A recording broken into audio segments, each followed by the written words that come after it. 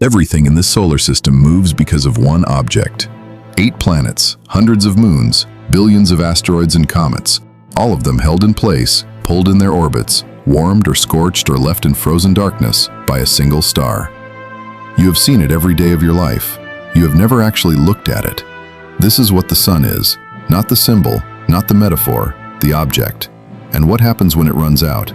This is Beyond the Cosmos. We cover the universe one question at a time. Subscribe so you do not miss what comes next. Start with scale, because nothing else makes sense without it. The sun contains 99.86% of all the mass in the solar system. Everything else, every planet, every moon, every asteroid, every comet, every grain of dust in orbit, accounts for the remaining 0.14%. Jupiter, the largest planet, is roughly 1,000th the mass of the sun. If the sun were hollow, you could fit approximately 1.3 million Earths inside it.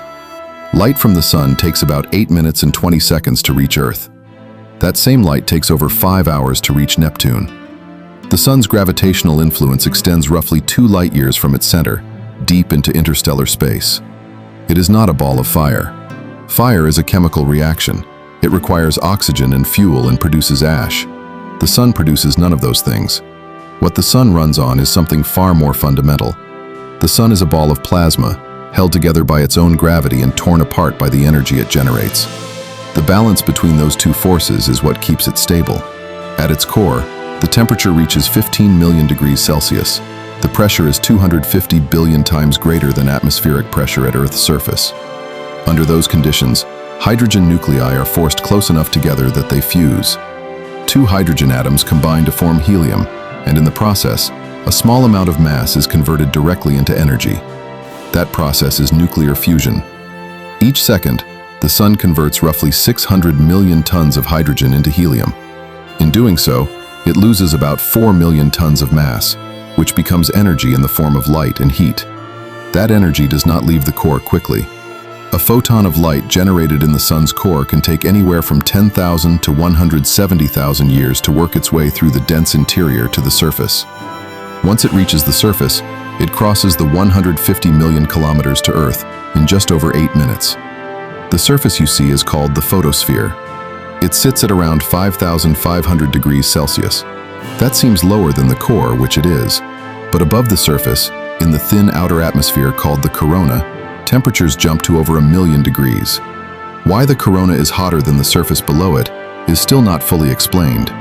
It is one of the standing unsolved problems in solar physics. The sun is not calm. It never has been. Its surface is covered in convection cells, columns of rising and falling plasma that give the photosphere a granular texture when viewed in detail. Sunspots are regions where intense magnetic field lines break through the surface and suppress convection, creating cooler, darker areas that can be larger than Earth. Solar flares are sudden releases of magnetic energy from the sun's surface. They emit radiation across the entire electromagnetic spectrum in a matter of minutes.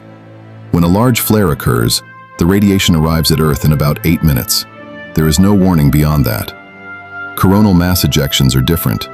They are eruptions of plasma and magnetic field from the corona, launched into space at speeds of several million kilometers per hour. When they reach Earth, usually 1 to 3 days after eruption, they interact with the planet's magnetic field. A minor interaction produces auroras at the poles. A major one can disrupt satellite operations, GPS systems, and power grids. The Carrington event of 1859 was the largest recorded solar storm in history. It set telegraph wires on fire and produced auroras visible at the equator. If an equivalent event occurred today, the economic damage would likely run into trillions of dollars. The sun follows an approximately 11-year cycle of activity, moving between solar minimum and solar maximum. At maximum, sunspot counts, flares, and ejections all increase. The cycle is regular but not perfectly predictable.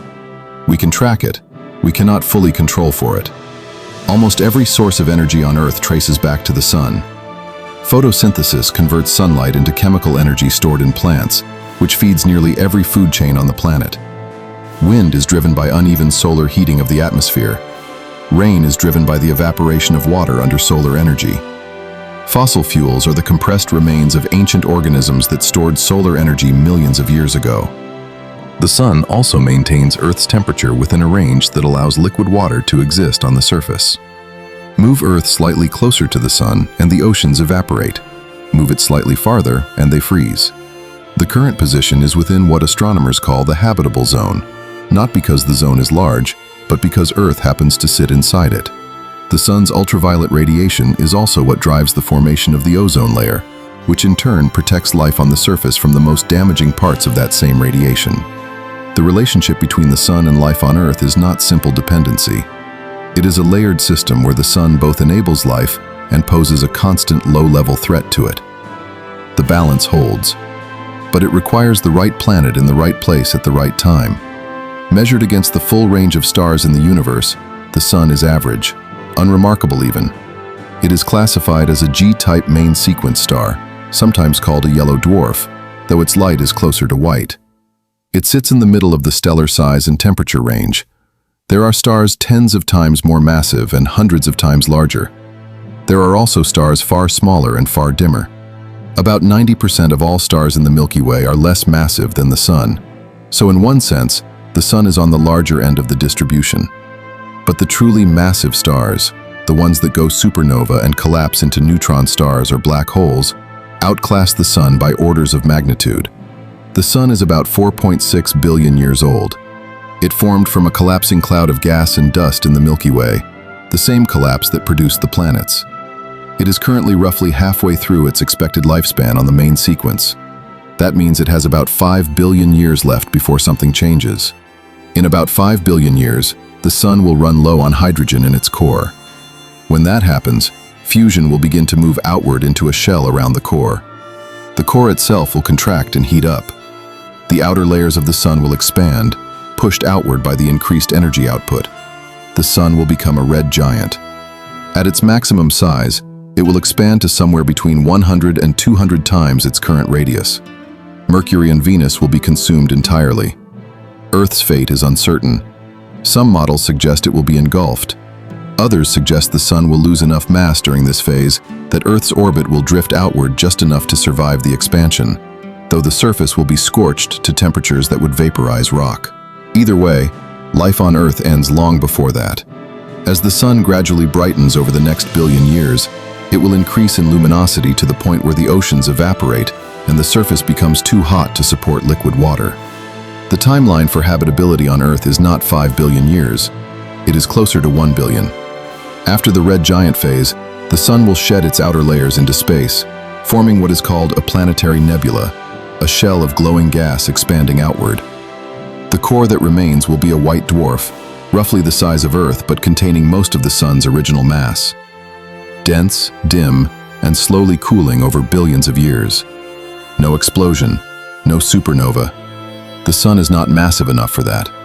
It ends quietly, contracting into a cooling ember that will persist long after the solar system it once organized has been stripped apart by time and gravity. The sun has been burning for 4.6 billion years. It will burn for roughly 5 billion more. In that time, it has produced every photon that has warmed the surface of this planet, every plant that has ever grown, every current in every ocean, every drop of rain that has ever fallen. All of it traces back to a process happening 150 million kilometers away, in a core so dense and hot that hydrogen stops being hydrogen and becomes something else. It is not mysterious. The physics are well understood, but understanding something does not make it smaller. The sun is ordinary by cosmic standards. There are 100 billion stars in the Milky Way alone. Most of them are doing something similar, but this one is ours. And for now, that is enough.